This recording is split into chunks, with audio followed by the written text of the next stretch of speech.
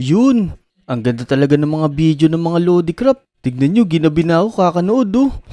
Tara tara, oras na siguro para matulog. Inaantok na din ako eh. Tara, punta na tayo sa may taas para makatulog na. Makapagpahinga na. So paano mga Lodi, matutulog muna ako. Inaantok na ako ah. Bukas na lang. Yeah! Uy, ayun, umaga na. Teka, parang maganda yung panahon ngayon ah. Teka, lalabas nga ako. Tignan ko kung ano itsura ng panahon. Hala, teka, ba't nandito yung katawan ko nakahiga? Tsaka may mga dugo-dugo.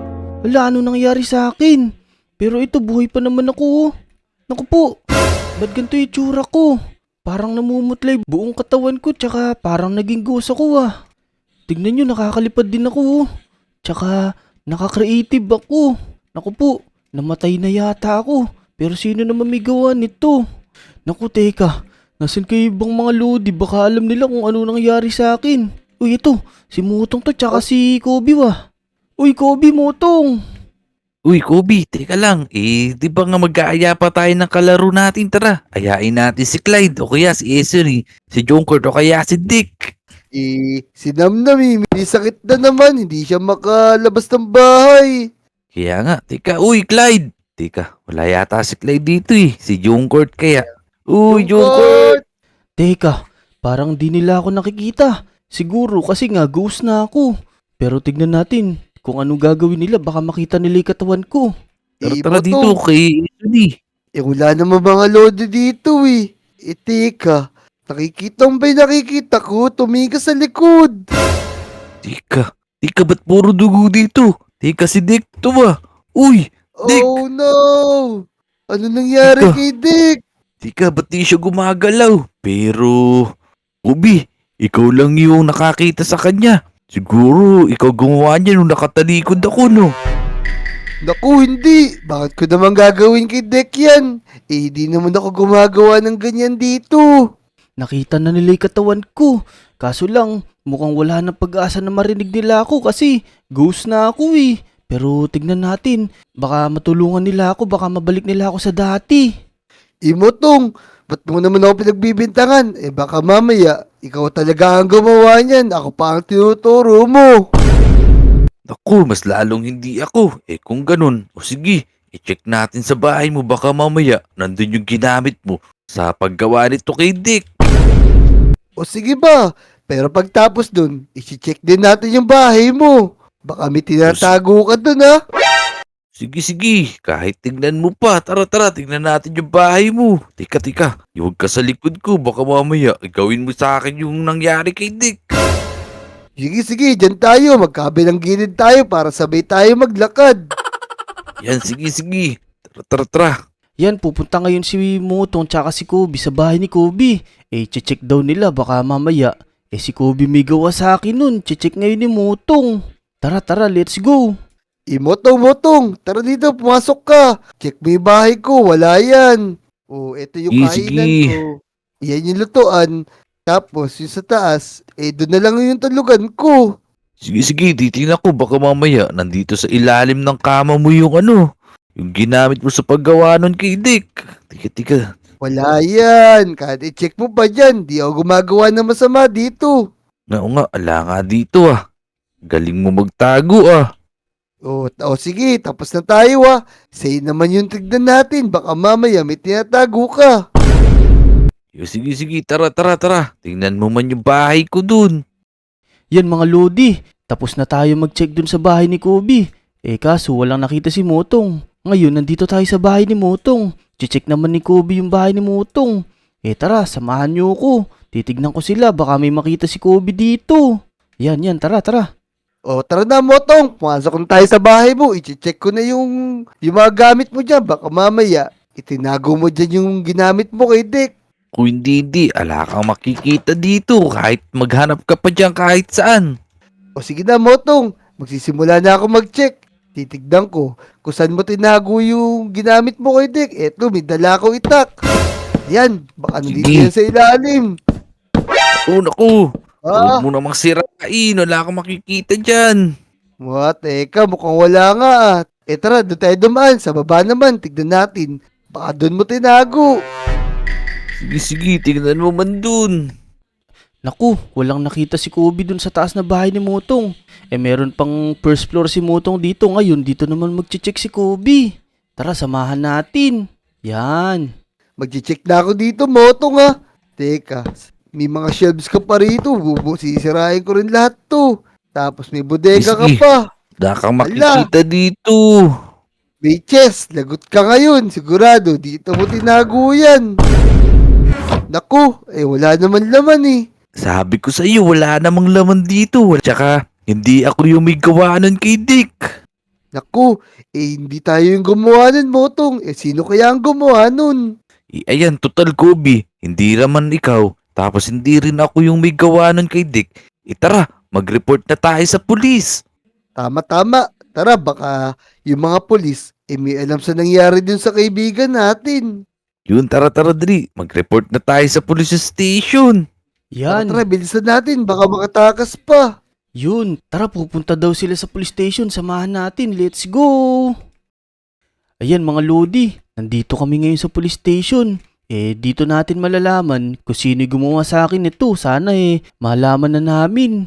Tara, samahan natin si Motong tsaka si Kobe. Tara, Motong, bilisan natin. Tara, dali. Ayan, may pulis dito. Officer. Magtatanong po sana ako kung meron kayong report tungkol dun sa kaibigan namin kasi nakita namin sa tapat ng bahay niya, duguan, tapos walang malay. Oo, nako. Ganun ba? Kaso, hindi natin maaalam kung sino may gawa nun kasi hindi pa nai-install yung mga CCTV dito. Naku, Motong, paano yan? Anong gagawin natin? Wala daw may bibigay na report. Si officer. Naku, patay tayo nito, Kobe. Anong gagawin natin nito ngayon? Halos nagawa na natin lahat para malaman yung nangyari kay Dick. Kaya nga. Paano gagawin natin? Wala tayong mahingin ng tulong kasi wala si Namnam dito. Naku mga Lodi, bad news. Hindi din alam ng mga officer. Teka, na-creative nga pala ako, no? Paano kaya kung kumuha ko dito ng sign? Yan, kuha tayo nito. Tapos, ilagay natin sa harap nila baka sakaling makita nila. Teka dito, lalagyan ko. Ang lalagay natin, tulungan nyo ako, mga Lodi. Yan, pwede na siguro makikita na nila. Yan. Uy, Motong! Tignan mo, bigla may lumabas ditong sign. Uy, tika, bakit may sign dito? Baka may multo na dito. Ako, Kaya nga. Basahin mo kung ano nakasulat. nakalagay dito, tulungan nyo ako mga Lodi. Tika, sino naman kaya maglalagay nito? Kaya nga, tsaka sino kaya yung nanghihingi ng tulong na yan? Ayan, nabasa nila. Ayos. Teka, maglalagay pa ako. Ang lalagay ko naman, ako to si Dick. Tulungan nyo ako. Naging ghost ako. Yan, pwede na siguro yan. Ayan, sana mabasa nila. Uy, teka, Kobe, tinan mo. May isa pang sign dito, tinan mo, basahin mo. Naku, oo nga ano. Ako to si Dick. Tulungan niyo ako, naging ghost ako. Naku, naging ghost pala si Dick. Anong gagawin natin? Tika, Kobe. Dahil si Dick naman pala yung naglagay nito, ibig sabihin, naririnig niya tayo, pero hindi natin siya nadidinig. Pero, sige Dick, kung nandito ka, tulungan mo kami na matulungan ka. Isabihin mo kung ano yung gagawin namin. Yan, nabasa ulit nila. Matutulungan na yata tayo. Kaso lang, ano kaya kailangan natin? Alam ko na, yung totem of undying. Baka pagka nakahanap sila nun, maging okay na ulit ako, mabuhay ulit ako. Teka, ilalagay ko na. Ito, lalagay ko dito. Ang lalagay ko naman dito, humanap kayo nung totem of undying. Yan, ayos, mababasa nila to. Tara, lagay na natin. Ayan na. Uy, Kobe, teka, may nakalagay dito. Humanap kayo ng totem of undying. Teka, si Dick na to, sigurado. Yun yung gusto niyang gawin natin. Kaya nga, isa naman kaya meron nun. Sa lugar tayo kukuha ng totem of undying. Tika, alam ko na kung saan. Alam ko, may tindahan dito ng may manghihilot dito. Tara, dali, tara. May albularyo. Tara, puntahan na agad natin para makabalik na dito si Dick. Ayan, mukhang malapit na ako matulungan ng mga Lodi. Ayos. Buti na lang, nakatulong sa atin to pagiging creative. Nasabi ko yung mga gusto kong sabihin sa kanila. Tara, samahan natin sila. Baka malapit na nila ako matulungan. Ito. Tika. Alam ko na puro burger at fries yung tinda nyo. Pero baka may naitatabi pa kayo dyang totem of undying. Nako, iho. Alam mo bang napakahirap kuha ng item na yan? Nakuha pa namin yan sa ilalim ng bulkan. Kaya napakamahal niyan. Pero meron pa kaming naitatabi na 1 piraso. Nagkakahalaga yun ng 1 milyong diamond. 1 milyong diamonds? Oo. Naku, Kobe. Tika, ano gagawin natin yun? Sobrang mahal pala nun. Kaya nga, isa naman tayo kukuha nung 1 million diamonds. Wala nga ako dito kahit isa Kaya nga paano na gagawin natin ito, Kobe? Naku po, napakamahal pala ng totem mo pandaing na yun. Paano na ako ngayon? Imotong, meron ako naiisip na paraan. Tika, Kobe. Ano naman yung naiisip mo na yan? Libangin mo lang to si Manong. Pupunta ako sa likod nila. Hahanapin ko baka doon nakatabi. Sige. Maganda yung plano mo. Sige. Lilibangin ko muna si Manong dito. Sige. Manong. Ayan. Nalilibang na si Manong tsaka si Motong. Kailangan ko na magmadali. Pupunta na agad ako rito sa stock room nila. Yan, sakto. Walang tao. Teka, nasan kaya dito yun Ang dami palang box. Teka, iisa-isahin ko lang. Yun! Sakto, nakuha ko na agad. Buti naman nakita ko agad. Dito lang pala nakalagay. Tara na, magmamadali na ako lumabas. Tara na. Motong! Sumasakit yung tiyan ko. Tara, umuwi na tayo. Tika, ganun ba? Pero Kobe, nakuha mo na ba yung totem of undying? Huwag ka nila maingay. Tara na, umalis tayo dito. Sige. Manong, cancel na pala yung order ko. Masakit yung tiyan ng kasamahan ko. Sige. Maraming salamat, Manong. Yun. Tara, let's go. Tara, dali. Tara, pumunta na agad tayo. Dun ka nila, Dick. Yan mga Lodi, buti na lang nakuha ni Kobe yung totem mo pandaying. Titignan natin ngayon kung matutulungan nila ako. Ayan, mukhang susubukan na nilang buhayin ako. Motong. Itatry ko na to kay Dick. Tignan natin kung mabubuhay na siya ulit. Sige. Iitya mo na yan dun sa katawan ni Dick. Eto na. Yan. Tika, Kobe. Parang sayang yung pinagpagura natin Parang di totoo tong nakuha nating totem mo pandaing. Alang nangyayari. Kaya nga. Gumawa pa tayo ng masama kay Manong. Tapos di naman pala siya nabuhay. Uy! Teka, nabuhay na ako. Uy, Motong. Gumagalaw na si Dick. Uy, sakto. Effective pala yung totem mo pandaing. Uy, Dick. Okay ka na ba? Oo, maraming salamat sa inyo. Teka, kanina ghost ako sinusundan ko lang kayo. Maraming salamat sa ginawa nyo. Kung di nyo ako nakita, baka nandyan pa din ako hanggang ngayon. Buti na lang natulungan nyo ako. Oo nga, Dick Pero, Tika, ano ba yung nangyari sa'yo?